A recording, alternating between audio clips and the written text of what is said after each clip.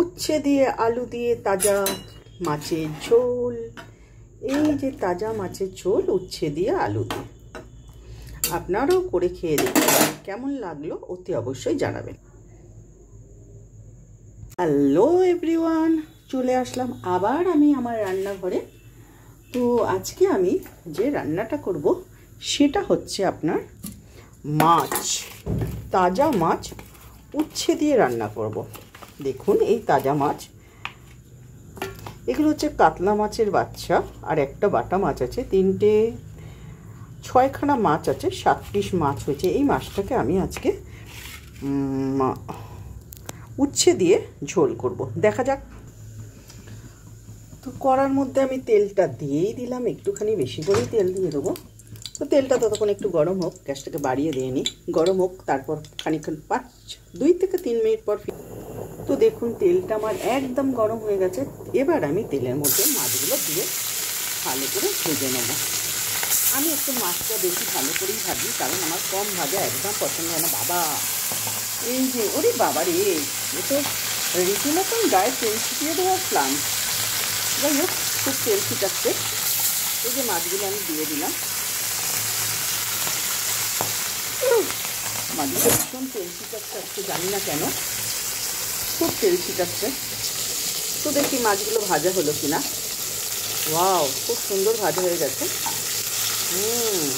তাজা মাছ তো বেশি ভাজে না সকলে, কিন্তু আমি একটুখানি বেশি ভাজি। তো আরও কয়েকটা মাছ রয়েছে, আমি দিয়ে দেবো, কিন্তু যা তেল ছিটাচ্ছে আমার তো ভীষণ ভয় লাগছে, খুব তেল ছিটাচ্ছে। যেহেতু ফ্রিজের মধ্যে ছিল, জলটা রয়ে গেছে, যার জন্য একটু তেলটা ছিটাচ্ছে। সবকটা মাছই ধরে যাবে, আমি দিয়ে দেবো এর মধ্যে।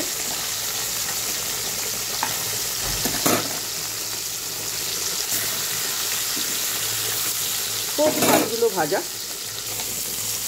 হ্যালো ফ্রেন্ড, দেখুন আমার মাছগুলো একদম ভাজা হয়ে গেছে। এবার মাছগুলোকে আমি প্রত্যেকটা মাছকে আমি তুলে নেব। ওকে, যেহেতু একসাথে ভিডিও করা খুবই কষ্টকর ব্যাপার,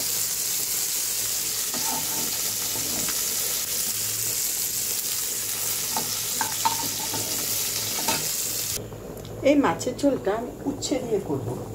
যেহেতু উচ্ছে দিয়ে করব, উচ্ছেটাকে খুব ভালো করে লাল লাল করে ভেজে দিতে হবে। লাল লাল করে না ভাজলে খুব তিতা লাগবে, একদম ভালো করে ভাজতে হবে। তো তার জন্য আমাকে তেলটা একটু বেশি করে দিতে হবে।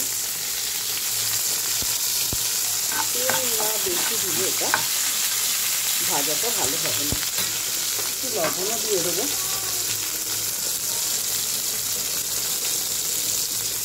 সুন্দর করে লাল করে ভেজে নিতে হবে, নইলে মাছের ঝোলটা কিন্তু তিতো লাগবে। যদিও আমিও কখনো করিনি, আজকে ফার্স্ট টাইম আমি এটা করছি, সকলকে খেতে দেখেছি, বাট আমি নিজে কোনোদিন করিনি। দেখা যাক কেমন হয়।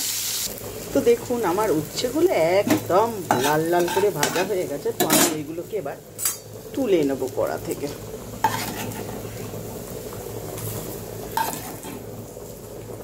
ওকে, তো উচ্ছে ভেজেছি, এবার তো আলুটাও ভাজতে লাগবে। আলুটাও আমি আজকে খুব গায়ে তেল ছিটাচ্ছে।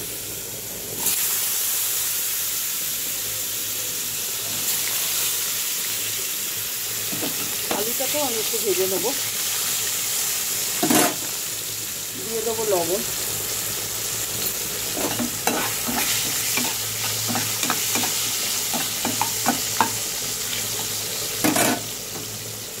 দিয়ে আসছি খানিক। দেখুন আলুটাও কিন্তু আমার একদম ভাজা হয়ে গেছে। আলুটাকেও আমি তুলে নেবো, গ্যাসটা কমিয়ে নেবো। আলুটা না তুললেও হতো, কিন্তু বাট আমি তুলেই মশলাটা দেবো। তো মাছের ঝোলটা করার আগে সবার আগে আমি 2টো কাঁচা লঙ্কা ভেঙে দিয়ে দেবো। দিয়ে দিলাম কাঁচা লঙ্কা, দিয়ে দিলাম আমি গোটা জিরা। একে একে মশলাগুলো আমি অ্যাড করে নেবো সব।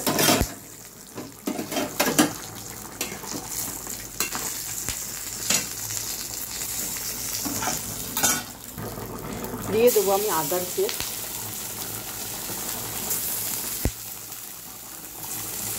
দিয়ে দেবো আমি জিরের গুঁড়ো, হলুদের গুঁড়ো, ঠিক আছে, দিয়ে দিলাম লবণ, দিয়ে এবার একটু এর মধ্যে জল অ্যাড করে দেবো।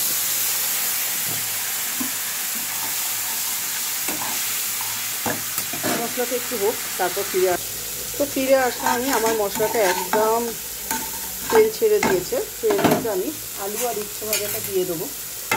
আলুটা দিয়ে দিলাম, উচ্ছে ভাজাটাও দিয়ে দিলাম, একটু নাড়াচাড়া করে নেব, একটু জলটাকে অ্যাড করে দেবো।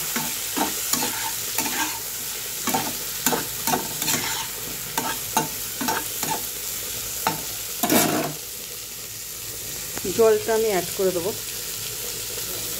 এবার জলটাকে আমি অ্যাড করে দিলাম।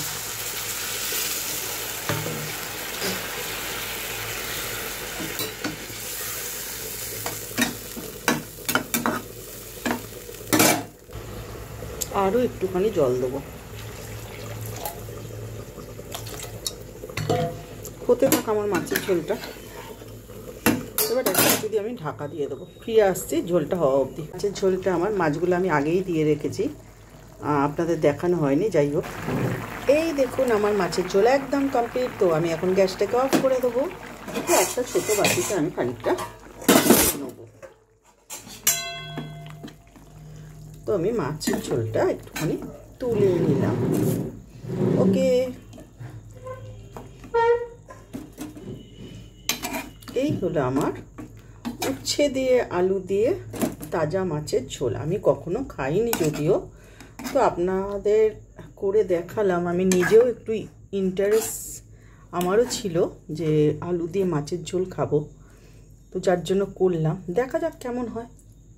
আপনারাও করে খেয়ে দেখুন, আশা করি ভালো লাগবে। ওকে, এই যে দেখুন মাছের ঝোল কমপ্লিট। ওকে, টাটা।